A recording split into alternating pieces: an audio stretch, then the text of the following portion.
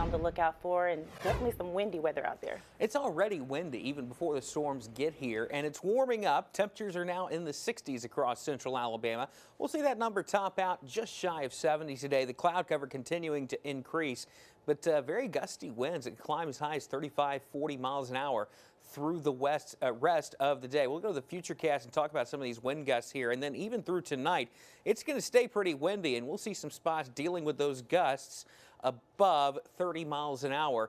But note, once we get past midnight, looks like you can see some of those blips of red there. That's the next line of storms on the way, so that's our next weather maker.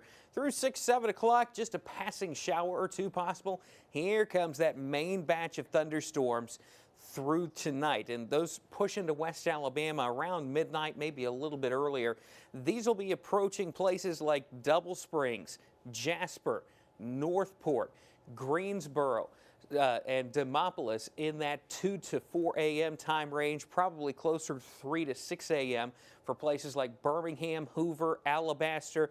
These storms lose their punch as they push east of I-65, but still some substantial rain through about lunchtime across East Alabama. Then all this rain's clearing on out of here. The second half of your Tuesday trends drier, but we do have that chance for some of these storms as they roll through to be strong to severe. The Storm Prediction Center noting parts of Alabama could be dealing with severe weather.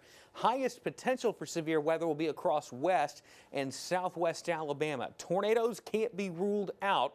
A slight chance there for places like Demopolis, on down south towards the Gulf Coast. Just a very slim chance as far east as Tuscaloosa, Centerville, Hamilton, but generally that tornado threat stays to our southwest tomorrow. Still that potential for some damaging winds a little bit further to the east. Birmingham, Coleman, Childersburg, Rockford, Clanton. Still the better potential for any damaging winds would be in places like Tuscaloosa, Aliceville, Greensboro, Moundville, Demopolis. That's where your highest severe risk is. For a lot of us, the biggest impact you see with this is heavy rain. Isolated flash flooding issues possible statewide, but the better potential for that across far western and southeastern Alabama. Those yellow slight risks that have been highlighted by the Weather Prediction Center where the highest flooding potential will be.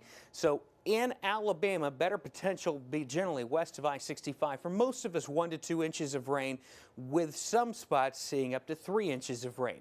Now, once we get past the storms Tuesday, dry and comfortable weather all the way into Easter weekend. And look at this forecast, 76 Saturday, Easter Sunday. High temperature around 80 degrees. So there is some nice weather ahead once we get past that round of storms on Tuesday. Main concerns would be damaging winds and some heavy rain that could lead to some isolated flooding between 11 p.m. and 8 a.m. But behind all those storms, nice weather on the way for the rest of the week. Kristen.